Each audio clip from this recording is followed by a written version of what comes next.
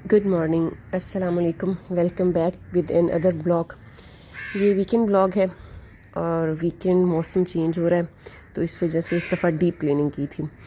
पर्दे भी उतारे, बेडशीट्स भी चेंज की। तो पर्दे मैं ऐसे ही उतार के ना और उनको एक बड़े टब में ना भिगो के सर्फ डाल के रख देती हूँ और अलग-अलग उन्हें ना वॉश करती हूँ। तो ये मेरे अपने रूम के जो नेट के पर्दे थे मैंने वो भी उतार दिए। उसके बाद पीछे जो रग थी उसको भी अच्छी तरह साफ़ किया। तो ये मेरे रूम के कर्टन्स हैं नेट के और इनको अलहदा ही धोया जा सकता है। तो कर्टन ऐसी चीज़ है जिसे मशीन में वॉश कर ही नहीं सकते और ऑटोमेटिक मशीन तो बिल्कुल ही ख़राब हो जाएगी अगर उसमें वॉश करेंगे हम ये। तो मैंने अभी ने अलहदा भिगो के निकाल के साइड पे रख दी जाती थी, फिर भिगो के थोड़ी देर रख के निकाल के फिर इन्हें अच्छी तरह कूट के और फिर साफ़ किया। पूरे सीज़न की मिट्टी निकलती है और मौसम अब माशाल्लाह काफ़ी बदल गया है।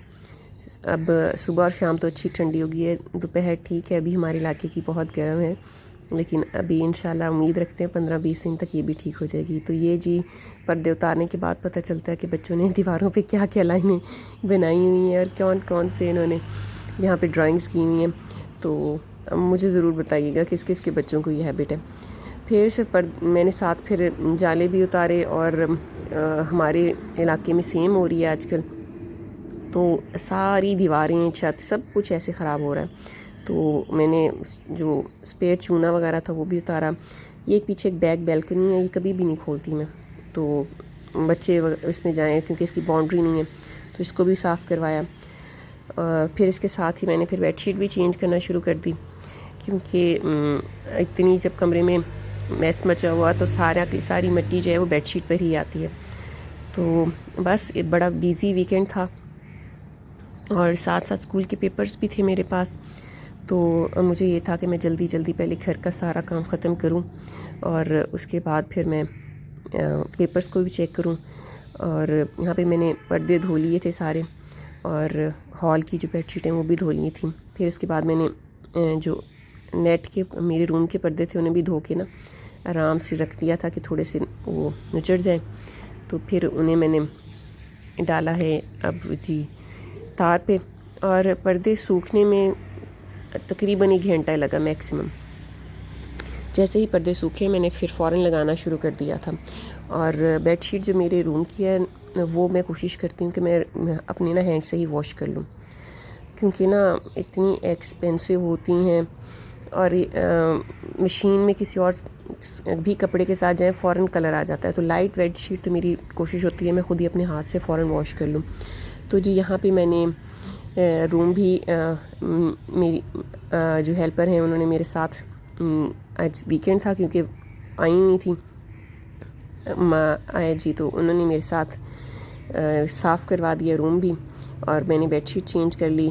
तो हमारे रूम की सफाई हो चुकी थी। तो फिर इसके बाद मैंने देखा कि अब तो पर्दों की लगा दूँ, तो मैंने फिर साथ साथ पर्दे भी फ़ौरन ही लगा दिए। सूख चुके थे, ज़रूरत नहीं थी कि अब इन्हें बाहर धूप में लगाई रखूं। तो ये देखें जनाब मैंने पर्दे भी हैंग कर दिए। मुझे बहुत अच्छा लगता है, मेरा ख्याल है सिर्फ मुझे नहीं सब ही मदर्स को, कि घर नीट क्लीन हो जाए फ़ौरन ही ना सारा काम जैसे चुटकियों में करना है ना ऐसे हो जाए। तो उसके बाद अब जी मेरे पास इस्त्री के लिए बच्चों के यूनिफॉर्म थे और कुछ कपड़े थे, तो मैंने फ़ौरन फिर कपड़े और यूनिफॉर्म इसके बाद इस्त्री करने थे। नाश्ता इस मैंने बना के रख दिया था क्योंकि वीकेंड पे कारी साहब सुबह आ जाते हैं तो 9 बजे तक। तो बच्चे उठते ही फ़ौरन कारी साहब के पास चले जाते हैं, फिर आके नाश्ता करते हैं। उससे पहले वो उन्होंने अगर पानी पीना है या लस्सी बना के रखती हूँ ज़्यादा मोस्टली कि वो मीठी लस्सी शौक़ से पीते हैं, तो मीठी लस्सी पी के वो कारी साहब से पिला के आके नाश्ता करते हैं। तो ये जी अब मैं सारी सफाई करके मैं फ़्री हो चुकी थी और अब मैंने पेपर चेक करने थे क्योंकि मोस्टली पेपर्स ना हमने वीकेंड्स के लिए रखे हुए होते हैं कि वीकेंड्स पे हम ज़्यादातर जो बंडल्स हैं ना पेपर्स के वो चेक कर लेंगे। और इसमें साथ साथ ये होता है कि आप एक तसल्ली से भी कर लेते हैं चेक, क्योंकि पेपर स्कूल में तो वहाँ पे बैठ के और इतने काम निकल आते हैं छोटे छोटे कि आप वहाँ पे ऐसे अटेंशन के साथ बैठ के नहीं चेक कर सकते। तो अब सारा काम करके थक के पहले मैंने एक गिलास पानी लिया और इसके बाद मैं पेपर चेक करने के लिए रेडी हो गई। बच्चे इस वक्त कारी साहब के पास पढ़ रहे थे और तो मैंने अपना काम भी साथ फिर शुरू कर लिया। पेपर्स भी काफ़ी सारे थे और ये मेरे दीवार पे टीवी के बिल्कुल सामने ऊपर छोटी छोटी सी ड्राइंग्स हैं। मैंने कहा आज मैं आपको ये भी दिखाती हूँ।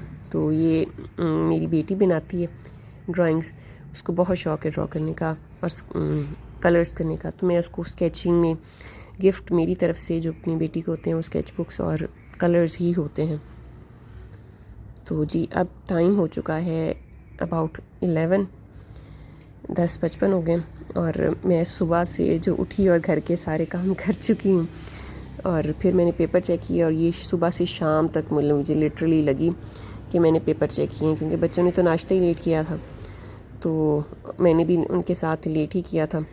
तो फिर सारा काम करने के बाद हम काफ़ी थक चुके थे तो पकाने की हिम्मत नहीं थी। तो मैं बच्चों को लेकर रोस्टर कोस्टर आ गई, हमारे घर के पास ही है, नज़दीक ही है।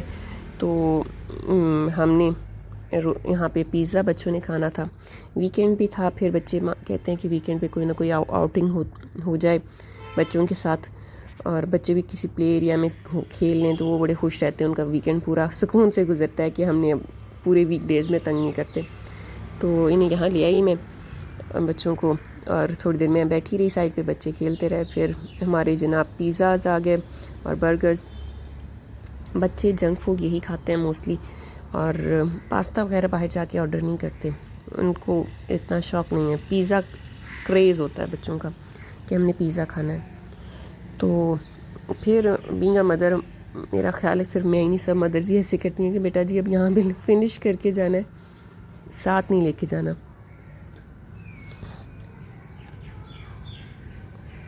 लेकिन माशाल्लाह यहाँ का खाना बहुत अच्छा है। जो भी हमारे एरिया में देख रहे होंगे वो सब इस बात से एग्री करेंगे कि इनका पिज़्ज़ा भी बहुत अच्छा है और बर्गर भी बहुत अच्छा है। मुझे उम्मीद है आप भी मेरे साथ मेरे व्लॉग्स को एंजॉय करते होंगे। ये एक बिज़ी वर्किंग मॉम की रूटीन है। मेरा ख्याल है कि सिर्फ मेरे साथ ही नहीं, जितनी वर्किंग मदर है वो उन सबको ऐसे चीट डेज़ करने पड़ते होंगे बच्चों के साथ। लेकिन क्योंकि वर्किंग डेज़ में ना बच्चे भी माशाल्लाह बहुत बिज़ी होते हैं अपनी स्टडीज़ में और हमारे पास भी इतना टाइम नहीं होता कि हम मैनेज कर सकें कि बच्चों को बाहर लेके जाएं। तो वीकेंड पे थोड़ा सा बच्चे भी फ्रेश हो जाते हैं, कहीं बाहर चलें। ये मेरा था एक busy weekend vlog. I hope आपको मेरे व्लॉग्स अच्छे लगते होंगे। अगर अच्छे लगते हैं तो प्लीज़ सपोर्ट करें, मेरे चैनल को लाइक कीजिएगा। और हमारा खाना डन हो चुका है और इसके बाद बच्चों को प्ले एरिया से बुलाना एक बड़ा काम होता है। तो बस मैं उन्हें बुलाती रही बार बार कि बेटा जी आ जाएं, अब हमने जाना है, time to go, come hurry up. और बिल आ चुका था मेरे पास, तो बिल हमने पे किया और उसके बाद फिर मैं बच्चों का वेट करती रही कब आएंगी बाहर प्ले एरिया से। तो ये फिर बच्चे आए और फिर हम घर आ गए। ये मेरा एक वीकेंड व्लॉग था। आई होप आपको मेरे व्लॉग्स अच्छे लगते होंगे। अगर अच्छे लगते हैं तो प्लीज़ लाइक करें, चैनल को सब्सक्राइब करें। Stay tuned for more videos. अल्लाह हाफिज़।